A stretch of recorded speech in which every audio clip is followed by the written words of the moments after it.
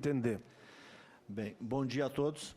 Eu gostaria, primeiramente, em nome do presidente do Conselho da Fundação Banrisul, Joel Raimundo, que me designou a representar a entidade aqui neste ato, agradecer o convite para o senador Paim, para que a gente possa externar as nossas preocupações e a situação por que passa a Fundação Banrisul. Eu vou dizer para vocês que a Fundação Banrisul é um dos fundos mais antigos do Brasil.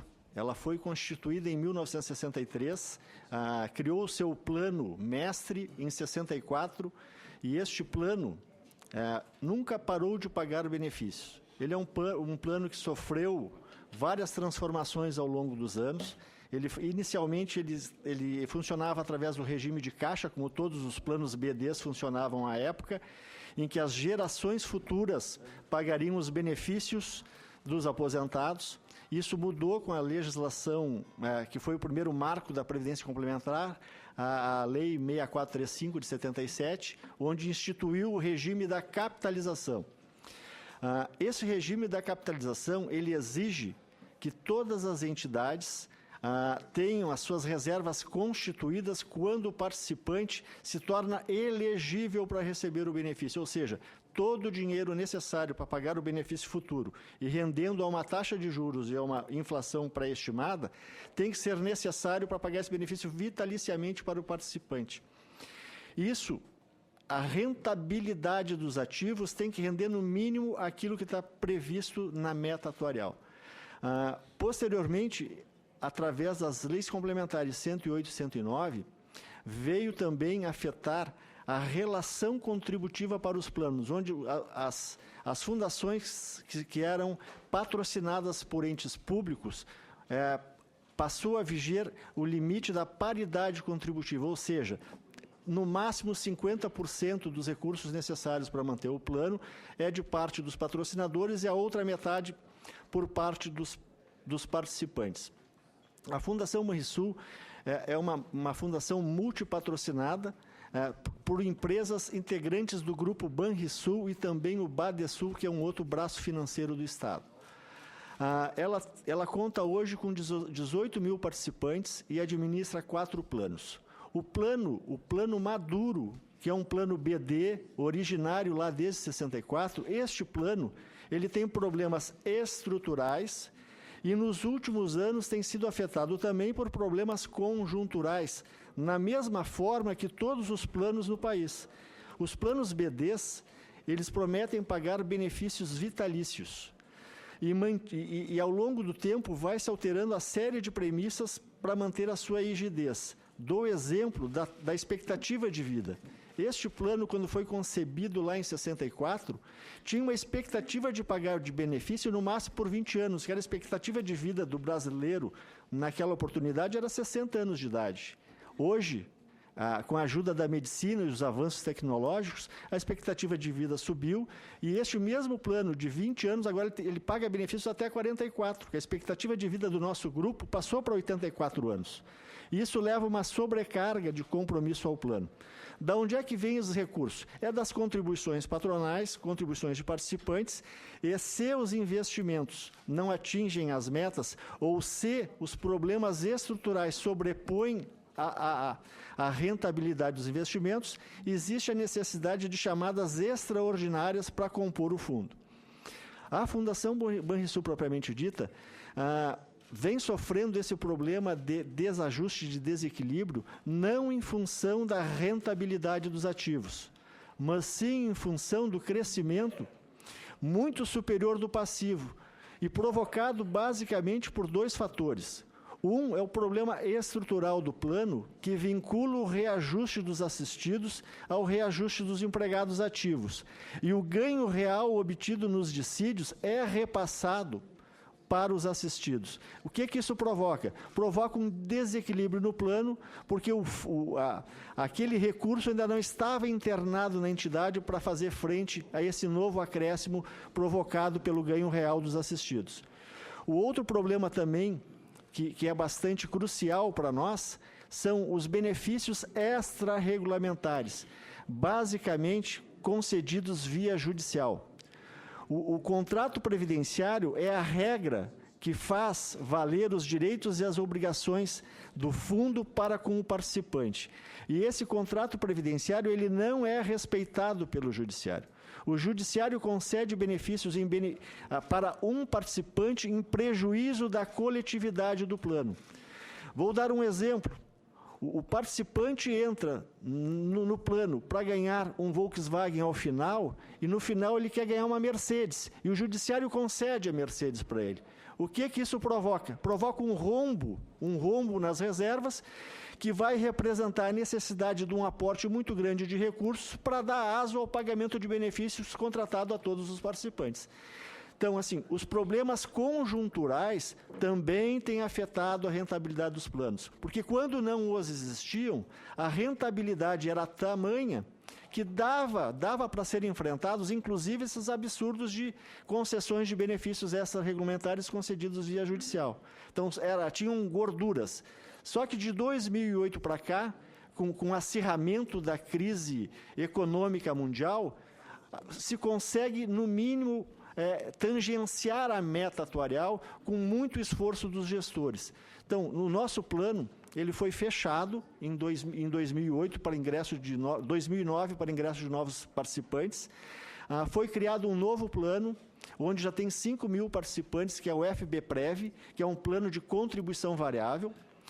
Paralelamente a isso, nós fizemos um processo de migração extremamente penoso, trabalhoso, iniciado em 2011 e concluído em 2014, onde nós conseguimos sucesso de 60% no processo, onde 7.500 participantes do PB1 saíram do PB1, que é o plano antigo, e foram para os novos planos que nós havíamos aprovado. Continuamos com um problema neste plano, num plano BD, problema que ainda estamos enfrentando, estamos pensando e já temos a indicação dos patrocinadores para fazer um novo movimento de migração. Mas, assim, os problemas do nosso plano, ele basicamente hoje, ele consiste na vinculação do reajuste do assistido ao ganho real dos ativos e também o impacto que as ações judiciais provocam no passivo do plano. Nos últimos 10 anos, o passivo do PB1 ele foi afetado em mais de 500 milhões de reais, fruto de concessões de benefícios não contratados, de benefícios deferidos judicialmente. O Judiciário ele aplica até hoje o Código de Defesa do Consumidor como se o plano de contribuição definida, planos fechados, como é o nosso caso, que não é um plano de prateleira, onde se compra, ele tem que ser patrocinado por uma empresa, como é o caso da Fundação Banrisul, patrocinado pelo Banrisul. O Judiciário aplica a mesma regra dos planos privados, onde se compra em bancos. Então, o Código de Defesa do Consumidor, ele não deveria ser aplicado nessa situação. Deveria ser dado mais respeito ao contrato previdenciário, mais respeito à universalidade de participantes, em detrimento a um benefício individual e prejuízo coletivo.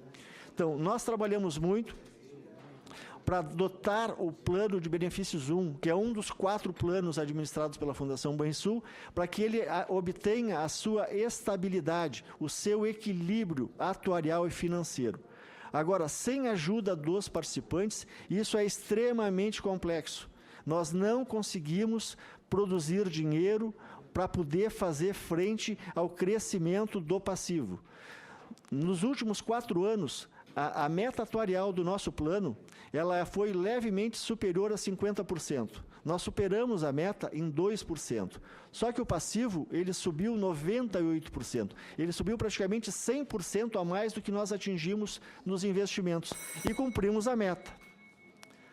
Bem, nós vemos com preocupação esse momento que alguns fundos passam, que não é o caso da nossa entidade. Os nossos investimentos são extremamente cautelosos.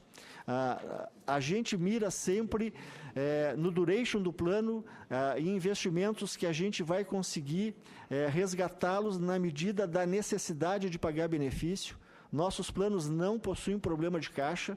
A gente consegue pagar benefício por um longo prazo. Nossos investimentos estão casados com as nossas necessidades. A diversificação de investimentos observam estritamente as determinações legais do Banco Central. Na diversificação em renda fixa, renda variável, operação com participante e imóveis, estamos adequados nos limites permitidos. Paulo, me permita uma pequena interrupção, eu desconto do seu tempo, viu? Ok. É que está chegando inúmeros convidados para assistir a palestra. Nós queremos informar que no plenário 15, se assim entenderem, há um telão que poderão de lá também assistir a audiência. Mas os que quiserem ficar aqui, fiquem bem à vontade, só que aqui ficarão de pé porque a casa está lotada. Mas no plenário 15, há um auditório com um telão para os nossos convidados. Sejam todos bem-vindos. Mas, senador, só dando continuidade, os fundos de pensões, eles têm que ser vistos e enxergados com a sua missão, que é pagar benefício vitalício para os seus participantes, vitalício ou não, de acordo com a modalidade do plano. Mas eles também são extremamente importantes para a sociedade, como catalisadores, como formadores de poupança interna. Os fundos de pensão representam no Brasil hoje 17% do PIB. São investidores institucionais, são investidores de longo prazo e tem que ser respeitado por essa natureza e por essa afinidade com a ajuda de crescimento do país. Nós, da Fundação Banrisul, contribuímos com o nosso esforço de trabalho e também gostaríamos que o setor que legisla sobre a matéria desse mais atenção para que fosse fomentada o crescimento das entidades fechadas de previdência complementar. O fomento é possível, mas tem que ter incentivos para os patrocinadores, incentivos fiscais para os participantes. E vou além. Hoje, com essa crise, os aposentados estão pagando uma contribuição extraordinária alta, como foi falado pelo senador Paim, o pessoal da Postales, o pessoal da Fundação Banrisul, que ficou no plano antigo, o PB1, também está pagando uma contribuição elevada e que não tem dedução compatível na hora do imposto de renda. A legislação, ela impede a redução de benefícios, mas ela não impede o acréscimo de contribuição, que na prática representa uma redução de benefícios. Se nós pudéssemos tratarmos, em casos de déficits, a renda do participante como que esse acréscimo de contribuição fosse uma limitação temporária de renda, ele teria o benefício fiscal também e seria atenuado, né, no seu bolso o quinhão que ele despende para complementar a necessidade do plano. E isso ele não consegue deduzir no imposto de renda porque é limitado a 12%. Só que a legislação do imposto de renda ela só conseguiu enxergar a contribuição do participante na fase ativa do plano, na fase de capitalização do plano. O legislador não enxergou que poderia haver uma contribuição na fase de percepção de benefício, na fase de fruição do benefício. Se tiver um amparo legislativo para atenuar essa perda do participante, isso viria em benefício de toda a coletividade dos participantes de fundo de pensão que atravessam esse momento difícil de acréscimo de contribuição, porque eles teriam uma redução via imposto de renda, ofertando ao fisco somente a renda líquida, já deduzidas das contribuições extraordinárias, que eu acho que seria justo e legítimo. É uma sugestão que eu deixo para os senadores aqui presentes. De minha parte, eu agradeço a participação e fico à disposição para qualquer esclarecimento que se faça necessário relativamente à fundação que eu presido. Tudo bem, doutor Raul Borba Cafruni, diretor financeiro da Fundação Banrisul de Seguridade.